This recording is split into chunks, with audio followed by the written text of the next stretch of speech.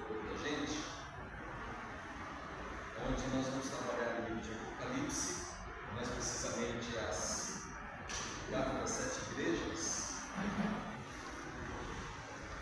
trabalhando a questão missionária.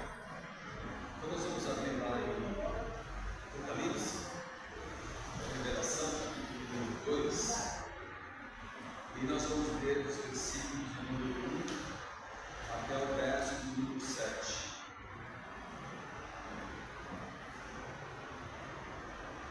Capítulo 2, aliás, a carta de Apocalipse, capítulo 2, a carta que João escreveu à igreja de Éfeso.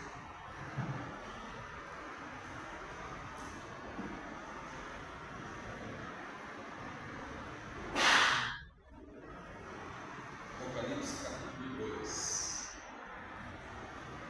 Aí os irmãos já podem separar o papel e lápis também, já para responder as questões, que depois eu vou perguntar para cada um.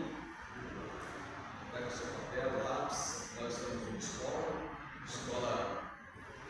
nós anotamos, respondemos. A gente não está acostumado a isso, né? A gente é só ouvir e ouvir. Escola pressupõe. Então anote aí as perguntas que nós vamos fazer depois em relação a isso. Vamos ler primeiramente lá então Apocalipse capítulo 2, versículos 1 a 7. O que eu gostaria de começar a ler? Você vai para o olho da igreja, né? Diz aquele que tem na sua festa as 7 igrejas, 7 estrelas, e aí ela no meio dos 7 sai do olho. 2.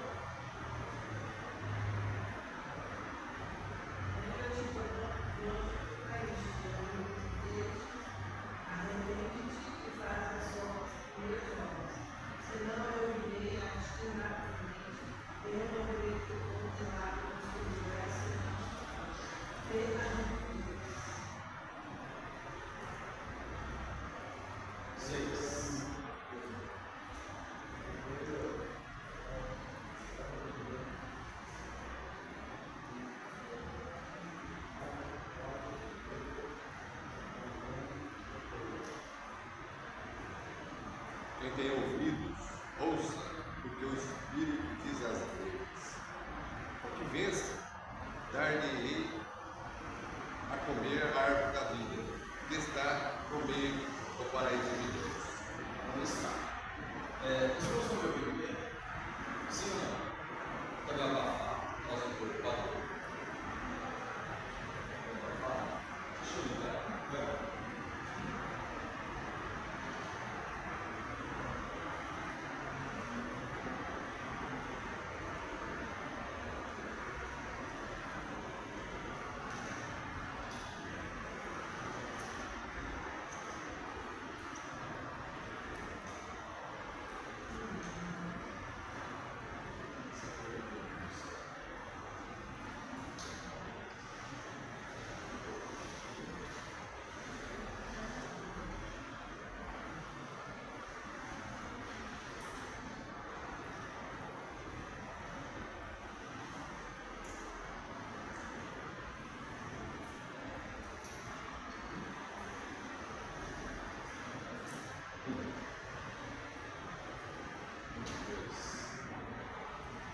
Dois. Isso, acho que agora ficou melhor, né? Ok, nós lemos então aí Apocalipse 2, 1 a 7. Agora nós vamos às questões. Nós temos algumas canetas aqui. Vamos dividir um papel. papel para vocês responderem. Só um minutinho. Quem não tem caneta? Não tem caneta? Não é o celular? Vai fazer o papel ou o celular? Que papel tem? Papel só tem?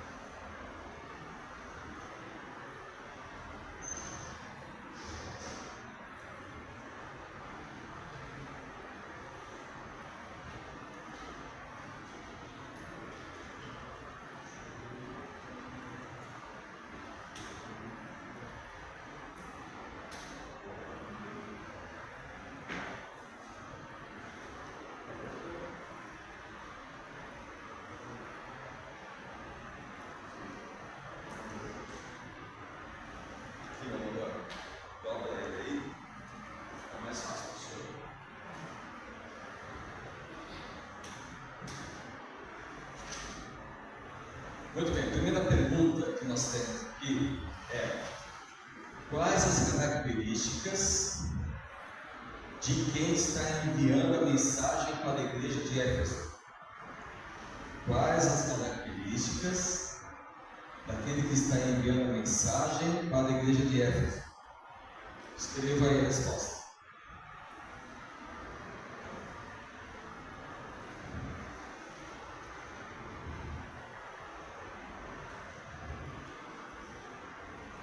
Quais as características de quem está enviando esta mensagem?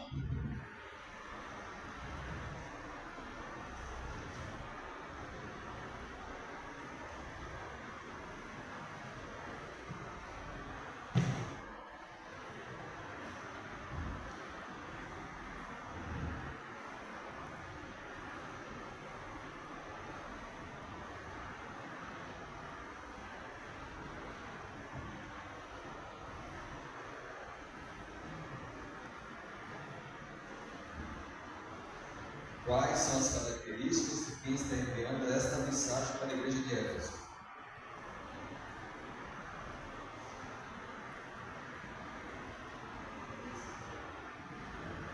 Não pode usar IA para responder. Estou brincando, usar inteligência artificial.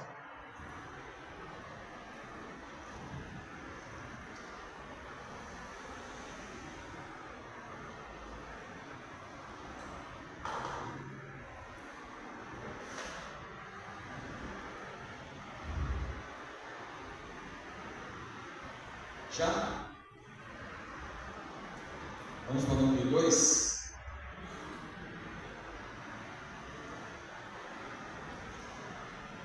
Cite as 8 qualidades da igreja de Éfeso.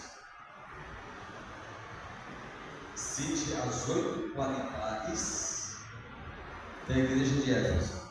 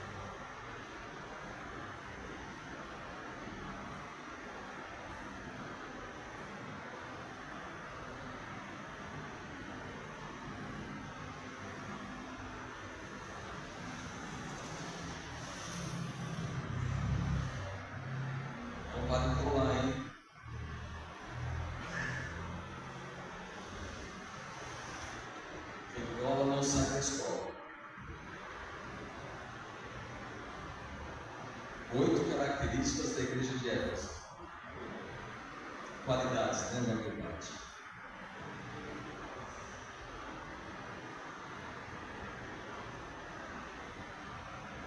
São 8.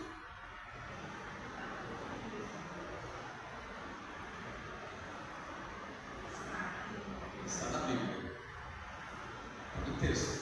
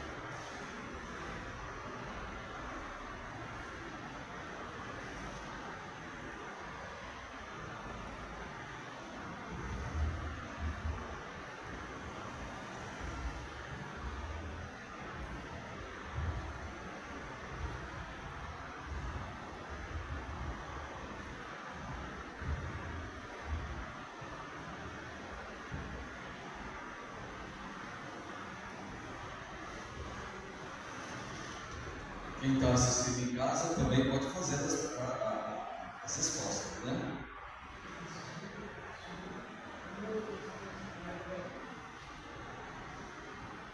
Entendi.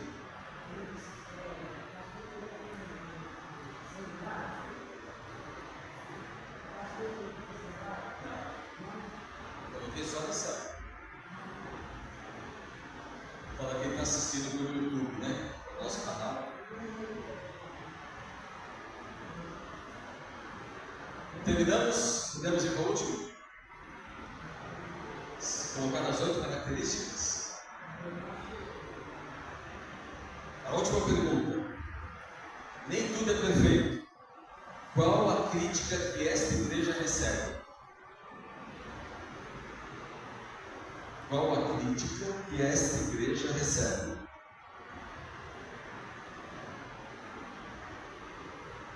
Isso é fácil, hein?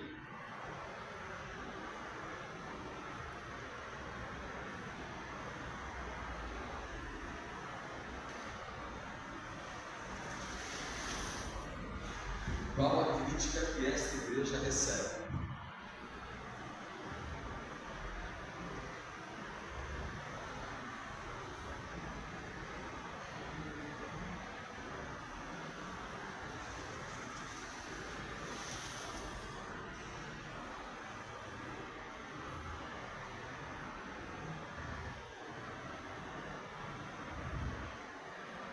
Muito bem. Então vamos ver as respostas.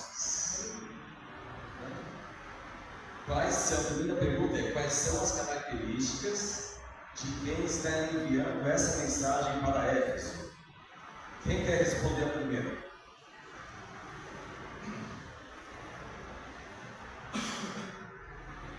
Temos um voluntário? Então vamos ver o que a Bíblia diz. A senhora falou 7 estrelas e vamos ver o que a Bíblia diz lá. Onde está o texto que diz isso? 2:1. Ao anjo da igreja em Éfeso escreve: assim declara aquele que tem 7 estrelas na mão direita e anda no meio dos 7 candelabros. Certo? Então essa é a resposta? Está correta. Está na Bíblia. Quem acertou? Levante a mão. Só 2 foram candelabros? Vai ter que fazer a recuperação. Segunda pergunta foi: esta cheia de qualidades. O autor da mensagem lista 8 características desta igreja, qualidades dela. Quais eram? Ou quais são?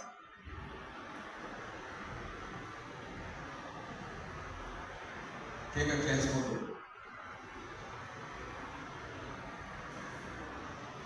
Oi? Você achou 5? Quem achou as 8?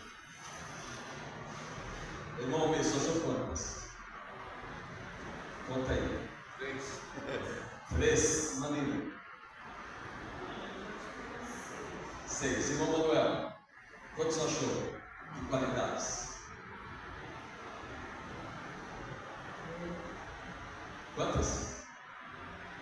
E a senhora, meu pai? 2. Então vamos para o texto lá de verso 2. Verso 2.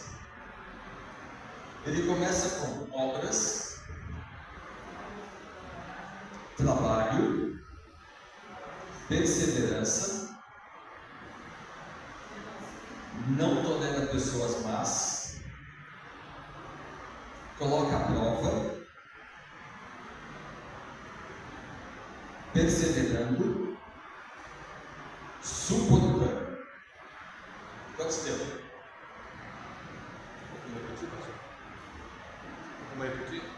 É só ver o versículo 2 aí. Olha o verso 2, vamos ver lá. Ó, primeiro, obras, trabalho, 2, perseverança, 3, não tolerar, 4, colocar a prova, 5,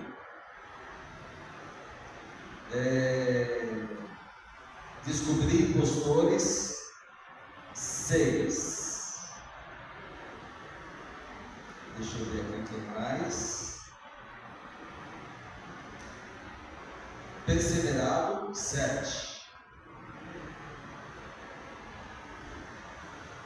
Não desfalecer, 8. Então, os versículos 2 e 3 você vai encontrar aí.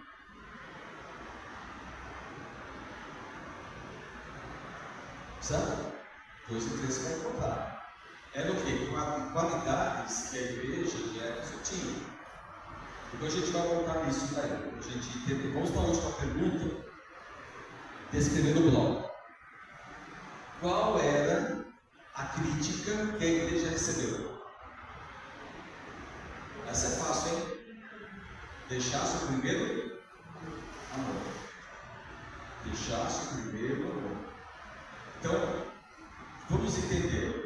Agora, baseado nas 3 perguntas e nas 3 respostas, a gente pode avaliar um pouco melhor o texto.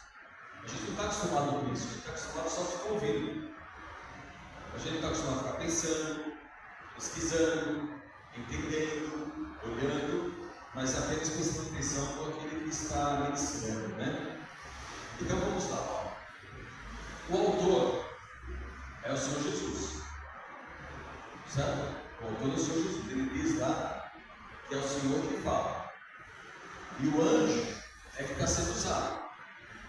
O anjo diz: aquele, ao anjo da igreja de Éfeso, ou seja, ao pastor da igreja de Éfeso, ao pastor, ao líder, ele está dizendo para o líder: olha, assim declara aquele que tem as 7 estrelas, que é o Senhor. E aí ele vai colocar essa questão: conheça as tuas obras. Então, veja, e aí mais uma coisa importante que às vezes os crentes eles têm dificuldade de entender.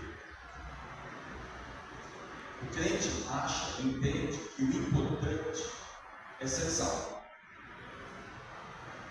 E ponto. Ponto final. É um erro. É um erro. Achar que ser salvo é a coisa mais importante. Não é. Por quê? Porque Deus nos salva para servir. Se você olhar a Bíblia toda, eu te desafio a olhar a Bíblia inteira, de Gênesis até a Revelação. E você vai ver que toda a Bíblia é marcada por obras do trabalho. Pode olhar, de Gênesis até agora. Olha Noé, olha Adão. Adão foi criado para o quê? Ele primeiro dele, né? Ele era jardineiro e zelador. Então, o Deus, ele é um Deus de trabalho. Tanto que ele diz: o sol da terra te tirarás o quê? Do sustento. Deus, Jesus disse: meu pai trabalha até agora. Eu trabalho e meu pai trabalha também. E Jesus está trabalhando até hoje ao nosso favor, intercedendo todo momento diante do Pai. A obra de Jesus ela não terminou, ela continua. Vocês entendem isso? Ela continua. E veja que Jesus ele consegue enxergar isso. Tanto que ele diz: eu conheço o que vocês fazem. Significa que também há pessoas que não fazem. Se há os que fazem, há os que não fazem. Então Jesus ele coloca isso no verso número 2. Eu conheço as tuas obras. Não é isso que está escrito ou não? Verso 2. Ele está falando com o quê? Com a igreja. Não está falando com o pastor. Ele está falando com a igreja. Aí a igreja que trabalhava. E tanto que ele diz: conheça as tuas obras e tanto o teu árduo, está escrito aí? Trabalho. Está escrito isso? Trabalho. Esse é o problema da igreja, que ela não entende isso. A igreja ela foi chamada para trabalhar. Ela foi chamada para servir o reino. Tanto que a Bíblia diz que Jesus ele é o nosso Senhor, ou Salvador e Senhor. Se Ele é o Senhor, eu sou o quê? Servo do Senhor. Então, você vai encontrar no Novo Testamento várias vezes essa expressão: Salvador e Senhor. Senhor, nós mudamos, né? Precisamos dizer Senhor. Se Ele é Senhor, eu sou o quê? Certo? Não sou Senhor também. Sou o único Senhor. E eu sou servo dele. Não é o que diz aquela mulher da Sulamita: eis que vejo que és o quê? Um santo homem de Deus. Como que ela vive? Ele trabalha. Quando ele diz lá para Davi: Davi, você é um homem segundo o meu coração. Por quê? Por causa do trabalho. Então, irmãos e irmãs, é super importante. Pega aqui, a maioria da igreja não está presente, mas veja que Jesus é que ele está dizendo, ele está julgando. Ele está julgando a igreja dele. E ele diz para a igreja dele: olha, eu conheço as suas obras, eu conheço o seu árduo trabalho. É assim que está escrito aí? É fácil o trabalho? Está escrito a sua tradução? Então, só, na minha tradução diz: conheça as tuas obras, tanto o teu trabalho árduo. Na minha tradução está escrito isso, né? Aqui no James atualizada, como a tua perseverança. Então, era uma igreja que ela persevera. O que é perseverar? Insistir. Muito bem. Isso mesmo. Um exemplo disso: quando Pedro ele foi solto lá da cadeia, os irmãos estavam orando, ele foi para casa lá e começou a bater na porta. E a palavra de Deus diz: e Pedro perseverava no bater da porta. Você sabe o que é perseverar? É o que? Ele não para. Ele não para. Enquanto a porta não foi aberta por eles, a menina ouviu, ele não parou de bater. Até que a porta fosse aberta. Isso é perseverar. O crente persevera até quando? Até sua morte. Até a morte de Jesus. Às vezes eu brinco e falo que eu vou me aposentar. Eu fico pensando muito sobre isso. Aí eu fico pensando, me aposentar. Mas eu vou fazer o quê depois de me aposentar?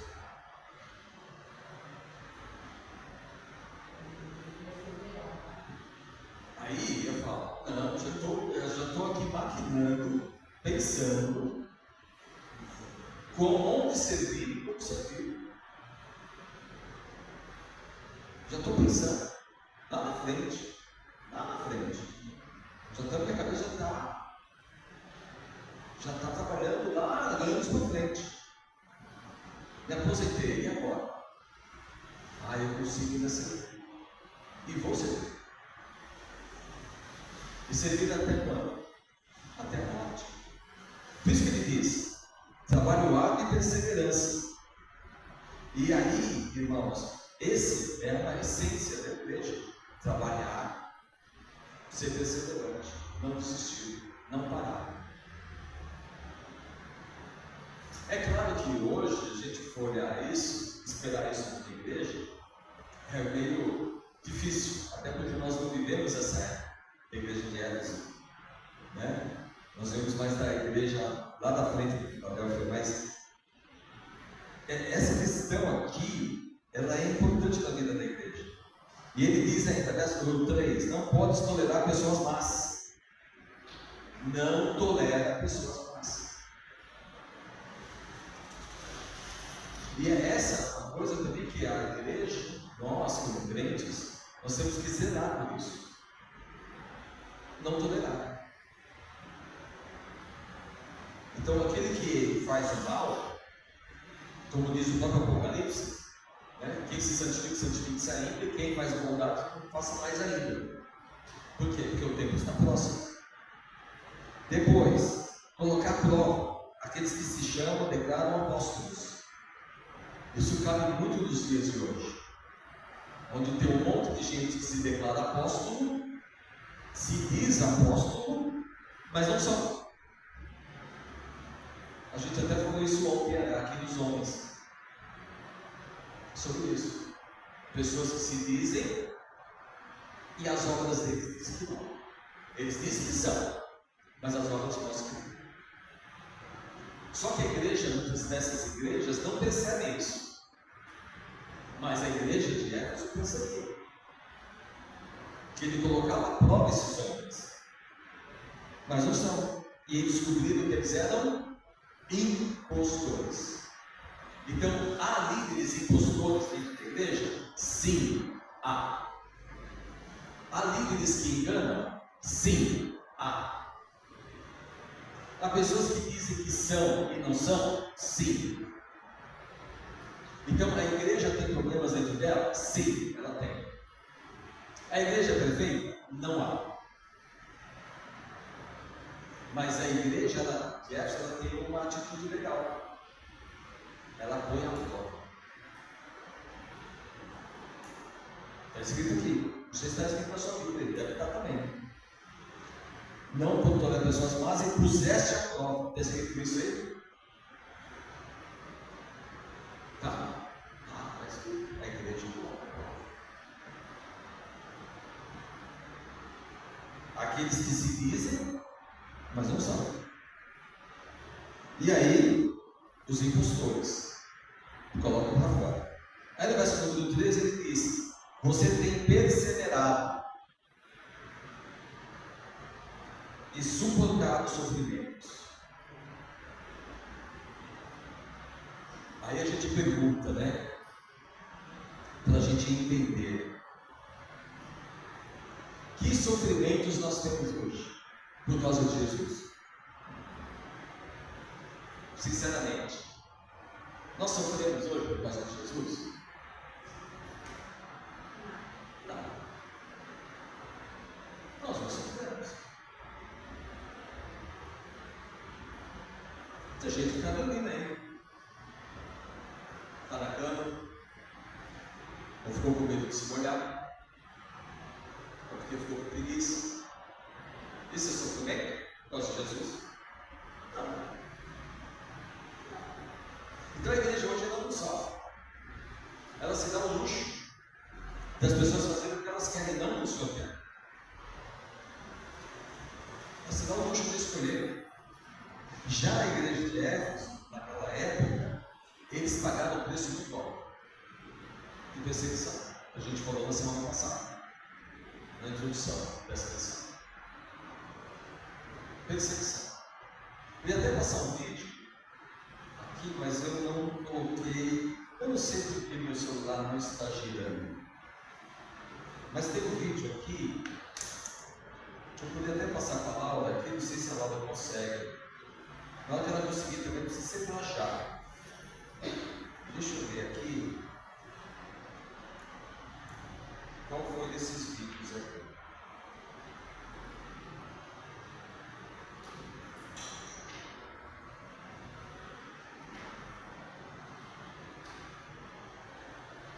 Não é esse. Eu tinha marcado o vídeo, mas eu acho que eu não coloquei. Acho que não coloquei aqui não.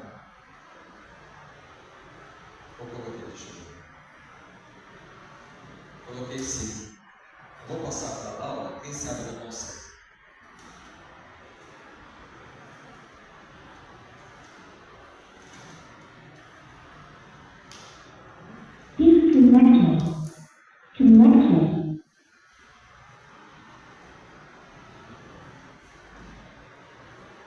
Não, se eu conseguir, você sinaliza, beleza? Sem pressa. Sem pressa. De boa.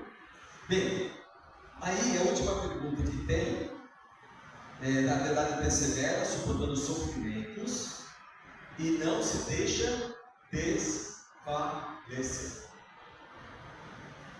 Não se deixa derrotar. Não para. Continua. Gente, Jesus ele vê tudo isso. Ele não só vê tudo isso, como ele considera tudo isso. E a igreja, a vida de cada um de vocês será, a obra que vocês fizeram, será passada pelo povo. Tem alguns que não vão ter nada, como ele diz os talentos, né? Eu te dei um talento, que você fez com ele? Não fiz nada. Mas há outros que Deus deu talentos, dons, e ele trabalhou seus dons, granjeou mais talentos. E aí vocês sabem o resultado disso. Então nós seremos julgados, sim. Nós seremos julgados, não em termos de pleno de salvação, mas em relação aos homens. Que a gente chama de tribunal. Nós chamamos de tribunal de Cristo. Eu passarei pelo tribunal, o irmão alguém vai passar pelo tribunal, o irmão vai passar pelo tribunal, a irmã, o irmão, a irmã, todos vão passar pelo tribunal. Não é uma coisa que você pode escolher, não, você vai passar. O próprio livro de Revelação diz que as nossas obras serão julgadas, que tudo que está em oculto será revelado, que cada um dará conta de si. Não é isso que está escrito? Então eu e você, nós vamos dar conta. Se prepare para esse dia. Se prepare, porque o Senhor vai te chamar e vai falar: vem cá, presta conta. Se prepare. Seja como aquele homem sábio, né, que construiu sua casa sobre a rocha. E não, ele diz: aquele que ouve e faz o que eu mando, construiu a sua casa sobre a rocha. Aquele que ouve e não faz, construiu sua casa sobre a areia. Vem das tempestades, vem todas as coisas e leva a casa embora. Por quê? Porque foi tolo. É a Bíblia que está falando. É a Bíblia, não sou eu. Não estou inventando moda. Eu estou dizendo aquilo que a Bíblia diz. E ela está dizendo isso para mim e para você individualmente. Por isso que levar as coisas de Deus a sério é importante. Porque Deus sabe. E Ele julga corretamente. Né? E aí, não desfalecer. Ele termina então as qualidades da igreja de Éfeso. mas ela tinha um problema. E Jesus ele declara o problema. Porém, tenho contra ti que deixasse o primeiro amor. Vamos ver aí o vídeo antes de responder essa questão? Presta atenção.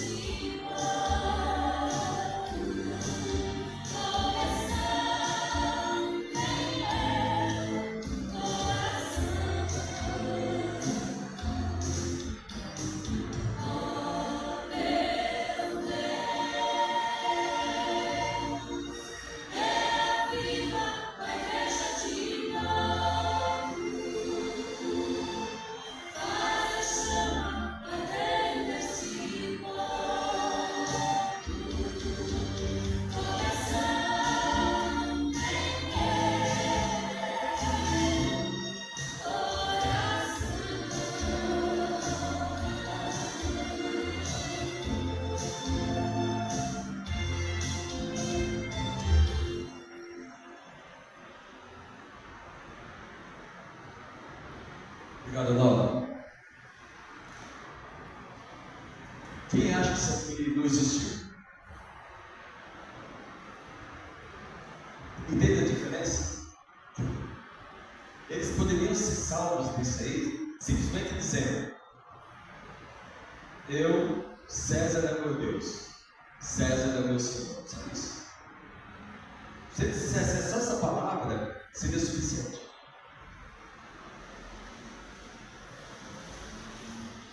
Só isso. E ainda hoje acontecem essas mesmas coisas hoje. Não no Brasil, mas há vários lugares do planeta. Se você negar Jesus, você fica bem.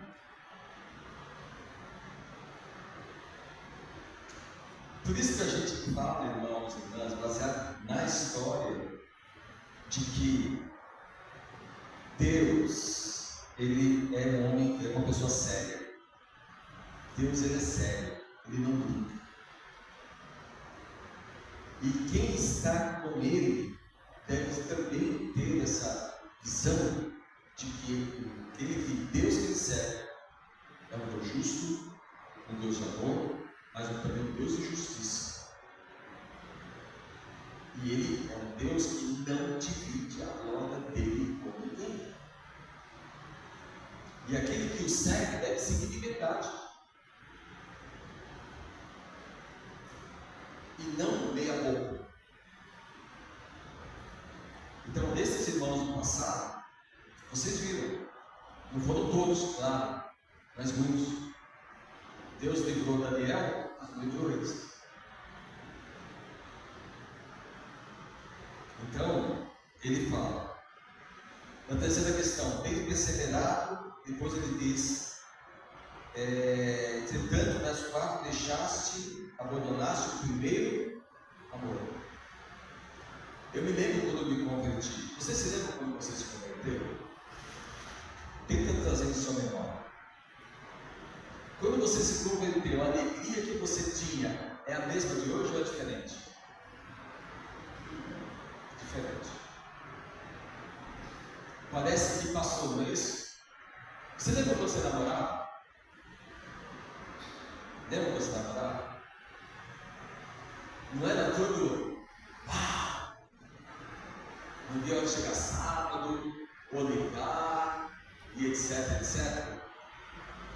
E aí eu te pergunto, você, trata sua esposa hoje da mesma forma que você namorava? Fazia os mesmos agrados? Não, né? O tempo vai passando e as coisas vão. Então é isso que nós colocamos aqui nas três perguntas. Vamos para a lição, então. A lição nossa, ela diz o seguinte, para a gente entender a exegese, né? Éfeso era uma igreja rica, era uma grande e rica cidade na região da Jônia, litoral da atual Turquia.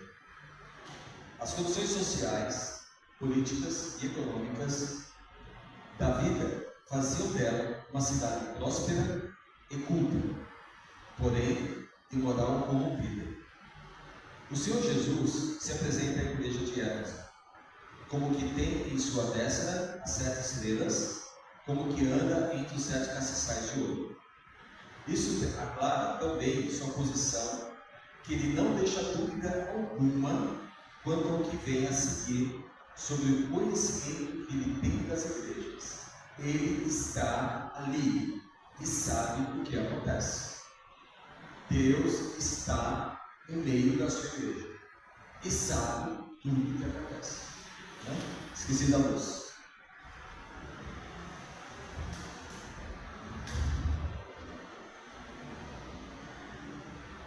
Então, hoje, irmãos, para você ter ideia, essas 7 igrejas, nenhuma delas existe mais.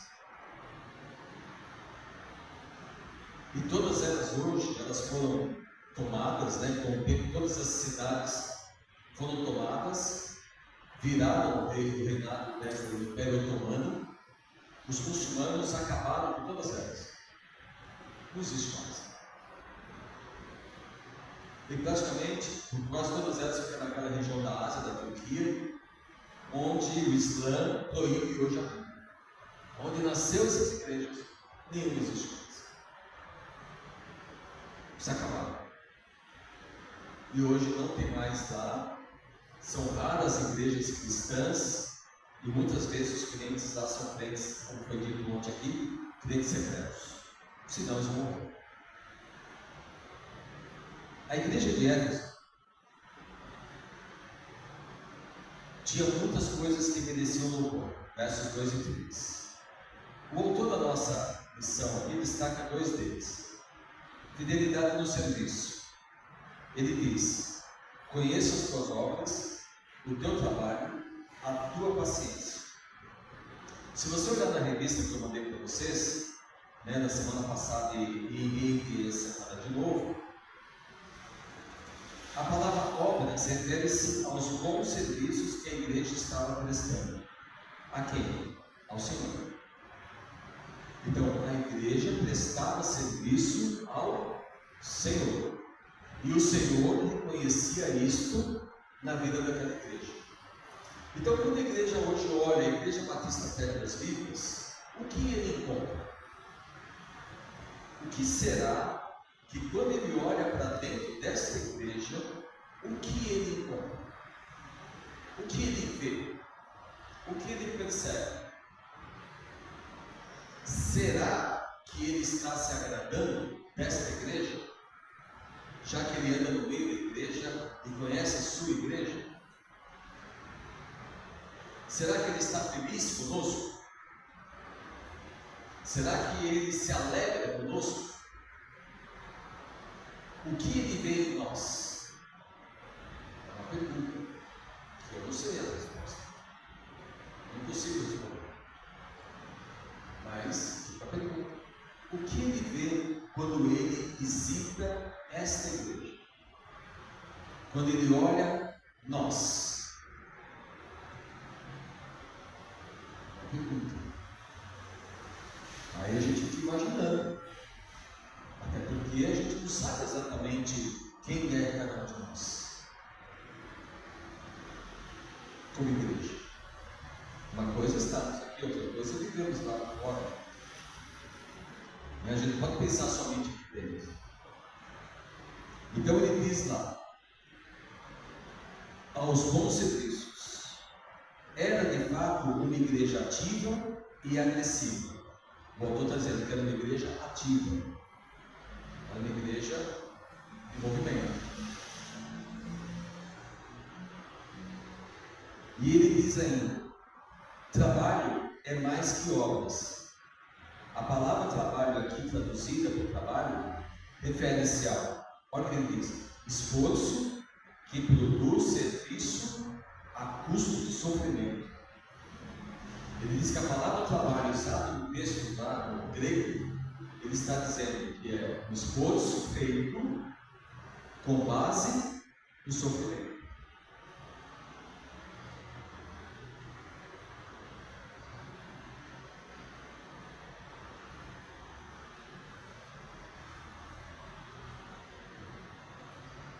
Aí, se você entende, não sei como você entende isso, essa expressão que ele usa, traduzindo o trabalho, o grego está dizendo esforço feito com base no sofrimento. Eu conheço o seu trabalho. Eu sei o que você sofre. Eu sei o que você faz por mim. Eu sei. Ele sabe. Continuando lá na nossa revista. Eles, os membros da igreja de Éfeso, estavam testemunhando sobre grandes dificuldades. Era uma igreja que trabalhava. A palavra paciência revela a atitude de persistência no esforço de produzir obras. Então ele está dizendo aqui: paciência revela a atitude de persistência no esforço de produzir obras. Está lá no texto que eu mandei para vocês, lá no grupo da igreja.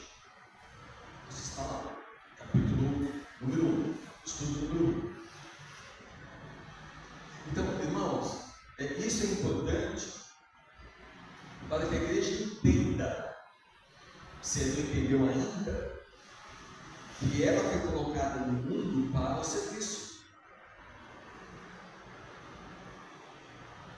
Deus chamou, nos salvou não para ir para o céu, Ele nos chamou para servir. O Novo Testamento mostra isso de uma forma muito clara. Muito clara.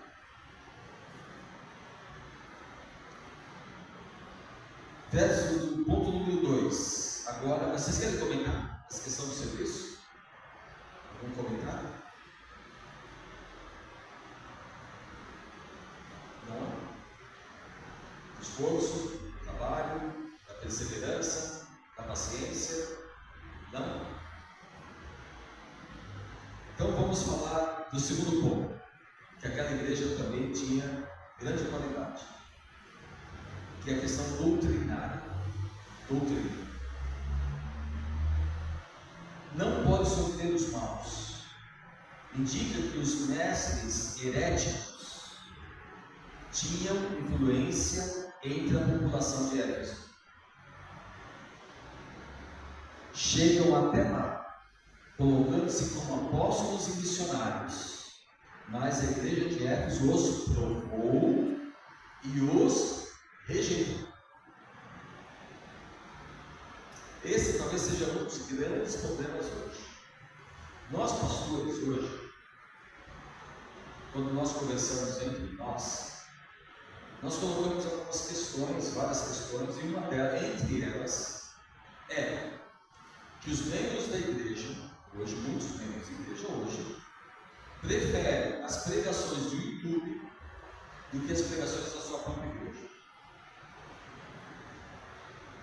Irmãos que se perseguem por pessoas X, mas não se fazem presentes na sua própria igreja.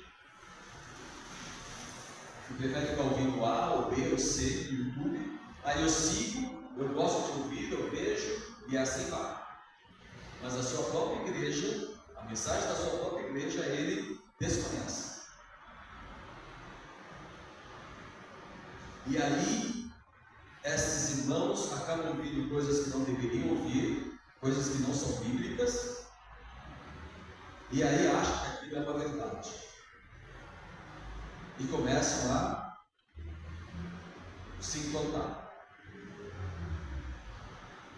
Então, muita gente, eu ouço fulano, eu sigo ciclano, eu gosto de ouvir as mensagens daquele pastor X, eu gosto de ouvir aquele pastor Y, eu fico assistindo aquele filme do Cid Quem, eu fico ouvindo aquele bispo, aquele apóstolo.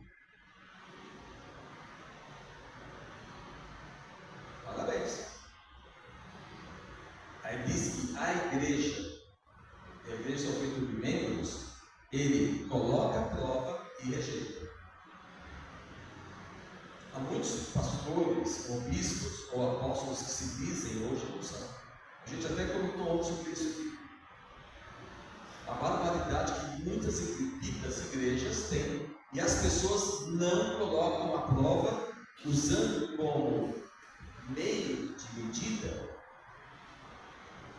Isso aqui. Você já viu aqui escrito coloca um copo d'água sobre a televisão?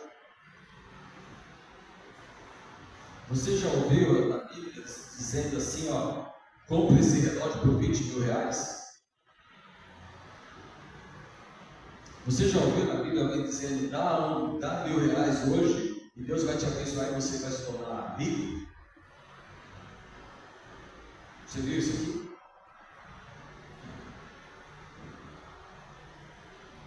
Mas tem um monte de gente que acredita que isso é uma verdade.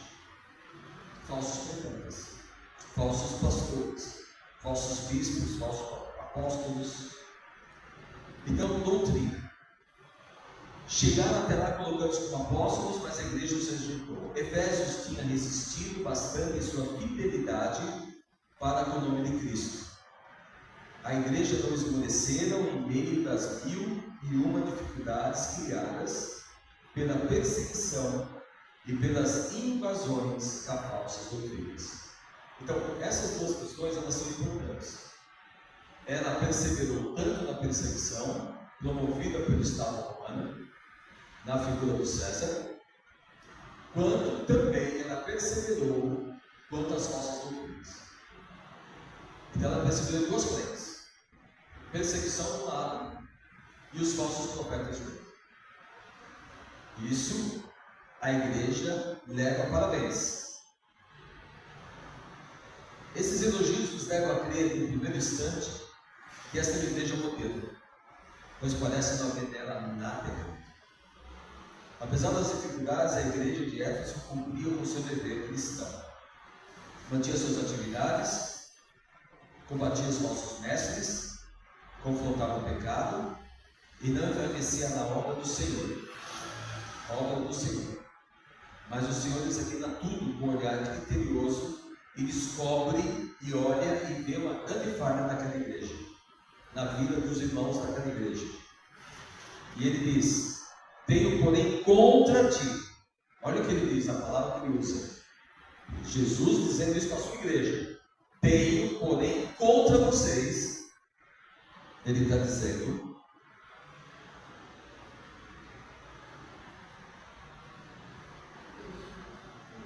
tenho contra ti um fato, de que vocês, igreja de Éfeso, deixaram o primeiro amor. Vocês não me amam mais como vocês me amavam.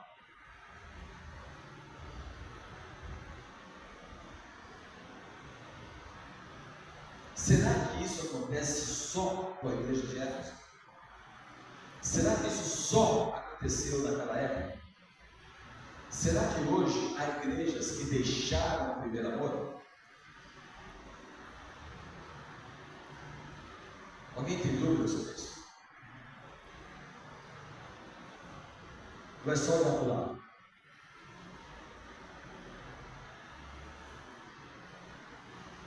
Ele diz: eu tenho contra. Bom, Jesus ele não precisa medir palavras, né? Ele é o Senhor, ele fala. E o que ele fala não se discute. Então, ele está colocando isso. Deixasse o primeiro amor. Esse diagnóstico é fatal, segundo o escritor. A operosidade da igreja de Éfeso já não conservava a motivação correta da missão, que é o quê? O amor a Deus. Nós fazemos para Deus. Eu sempre digo isso. Tudo que nós fazemos aqui tem um objetivo: para Deus, porque nós amamos o Senhor. Perderam aquele amor intenso e dedicado que caracterizava suas primeiras experiências da vida cristã. A igreja estava comprometida em cumprir uma agenda de atividades que mostrava aos outros uma igreja bem ativa, mas perderam o verdadeiro motivo: amor. Trabalhavam, mas não amavam, não como deveria, colocando Deus como primeiro lugar nas suas vidas. Deus sempre tem a prioridade. E sinceramente, às vezes eu fico procurando isso. A prioridade. Deus como prioridade. Quando começou a chover, eu já pensei: bom, hoje é o dia que a igreja vai estar poucas pessoas. Não, é um fato. E se chover 5, 6 horas, você vai ver. Por quê? Porque a chuva é mais importante do que estar na casa do Senhor. Isso fora outras questões. Fora as outras que surgem na vida das pessoas, e nós vemos que as escolhas que nós tomamos demonstram o nosso amor. Porque quando nós amamos, nós não medimos esforços. Quando nós amamos, a gente faz coisas impensáveis. Essa semana mesmo a gente ouviu lá, né, no nosso PG, uma frase que me chamou a atenção. Quando alguém disse: eu vou pensando em mudar de cidade para ajudar o meu filho numa situação melhor. Olha, isso é amor. Abrindo mão de algumas coisas para ir para outro lugar, para tentar ver se estando em outro lugar vai abençoar a vida do filho. Isso é o quê? Amor. Então a pessoa, ela pensa assim porque ela ama. E ela está pronta a sofrer o quê? Sacrifícios para isso. Se é certo ou não, é uma outra questão. Mas a questão é, estou pronto a passar sofrimentos, sacrifícios para ajudar minha família.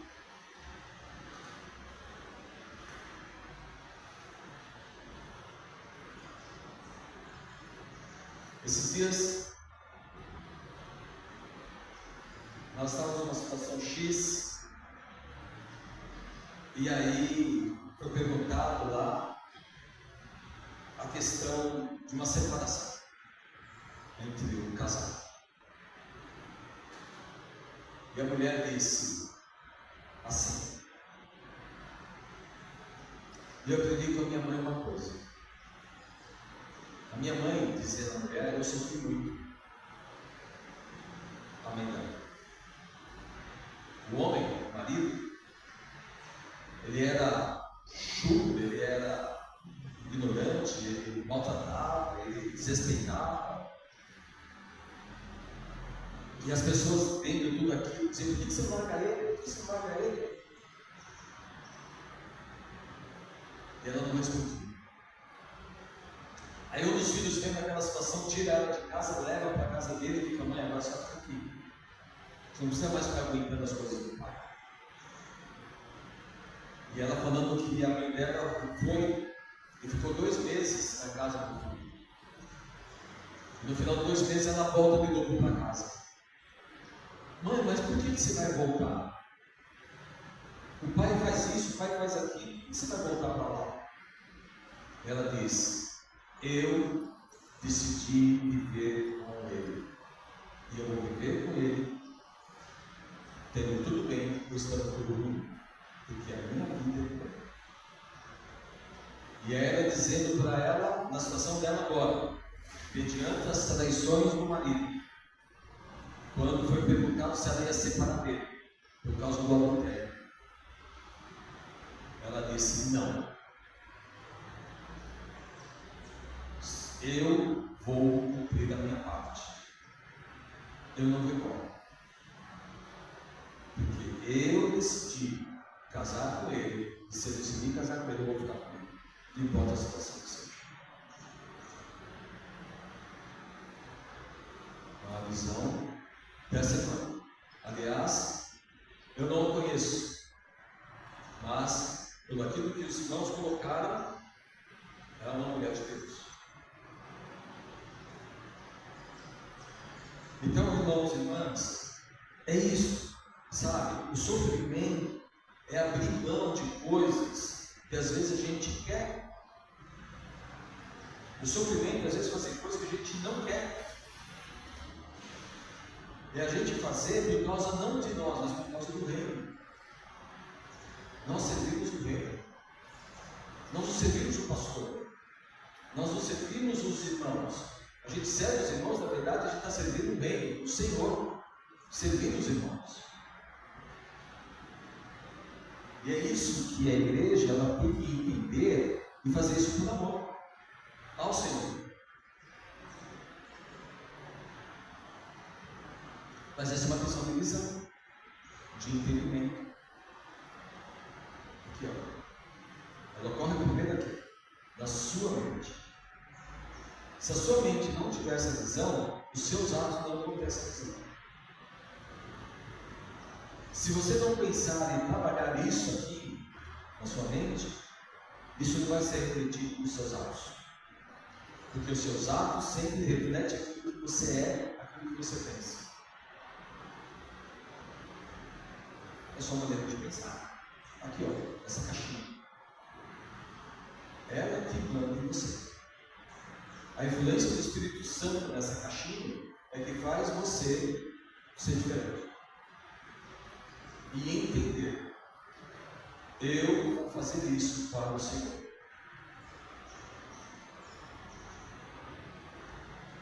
Aí ele diz lá,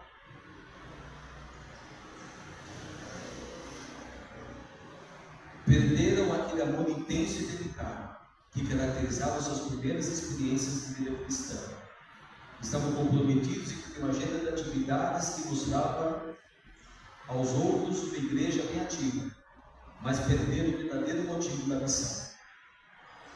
Quando o amor de Cristo deixa de ser a força motriz da vida e do culto cristão, as nossas atividades, os nossos esforços são ineficientes. Aí Cristo dá uma orientação. Ele diz lá, verso de número 5, ele diz, recorda de onde caíste. Primeira questão é essa. Olha como ele trabalha a mente daqueles irmãos de Éfeso. Ele trabalha no pensamento deles, na intenção deles, na visão deles. A primeira coisa que ele diz é o quê? Recorda, relembra. Verso número 5, está escrito isso aí na sua Bíblia? Recorda de onde você mudou. Segundo, o que ele diz? Arrependa. Se arrependa. Sem arrependimento não há perdão. Deus não perdoa algo que nós não nos arrependemos. Se não há arrependimento, não há perdão. E depois a terceira coisa que ele coloca é o quê?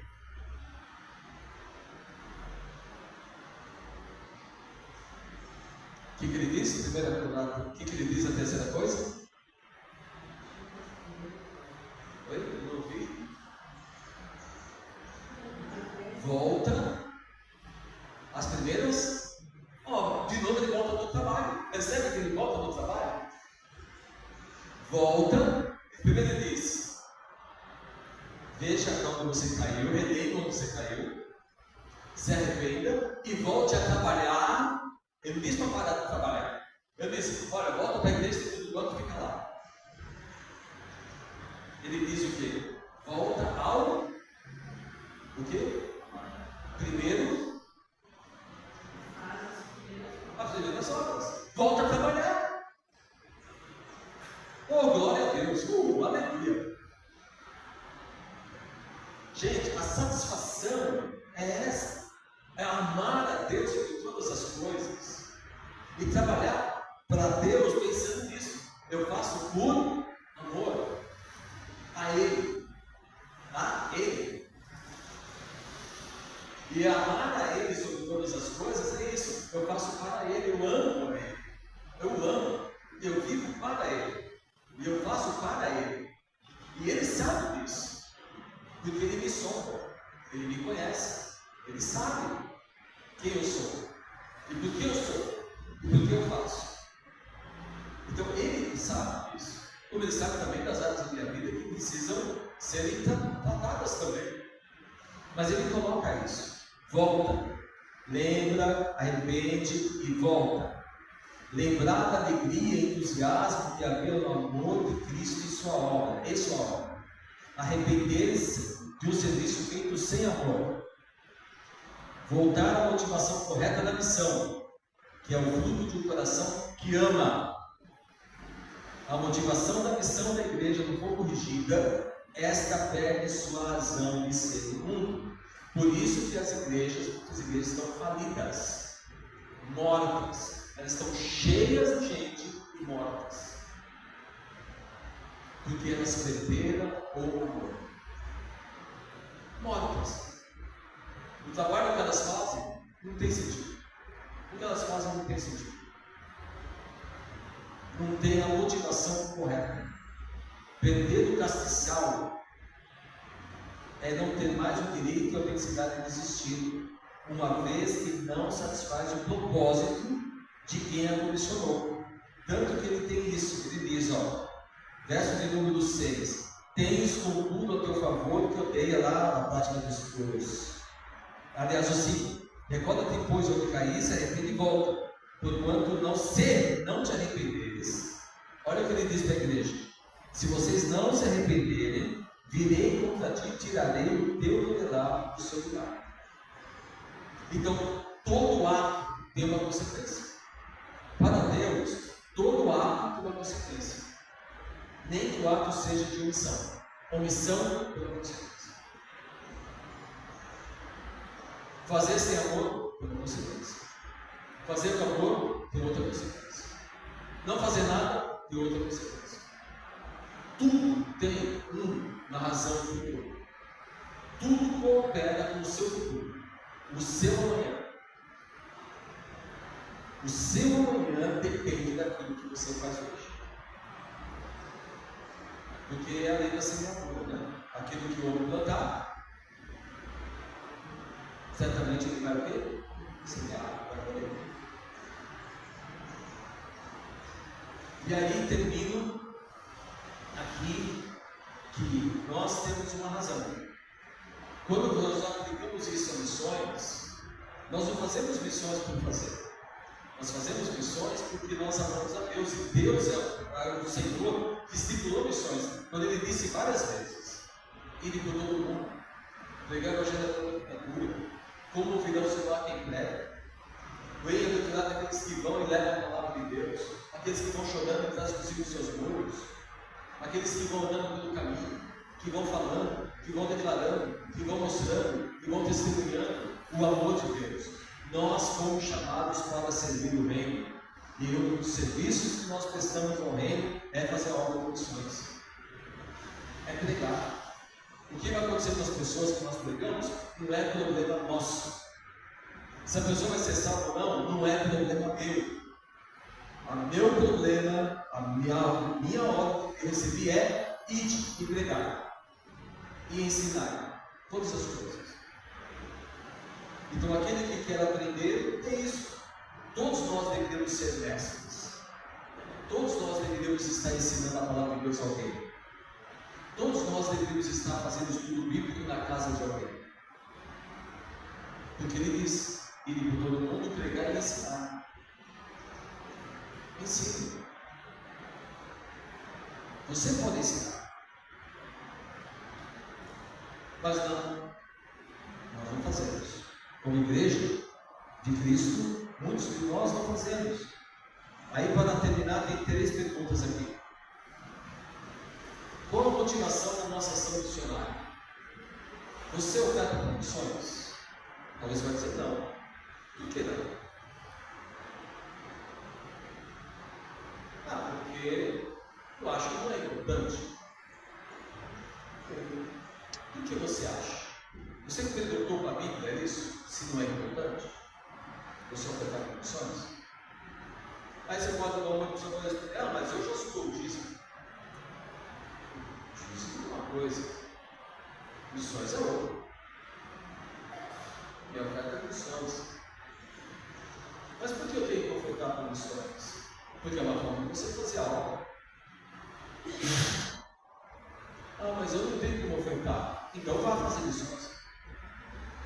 Ore por missões. Contribua com missões. Escreva para missionários. Ore por eles, jejue por eles, interceda por eles. Ou seja, você também é missionário. Onde você está? Onde você mora? Onde você vive? Onde você convive? Então, a obra missionária não é só dinheiro, mas é também, irmãos, a motivação certa. Pergunta número 2: como as atividades de uma agenda de trabalho intensa podem mascarar uma motivação distorcida da missão? É aquilo que Jesus até pregamos no domingo passado. Lembra dos ricos? Lá da história da velhinha? Os ricos deram o quê? Porque sobrava. Não é isso? Essa é a diferença. Eles deram, porque sobrava.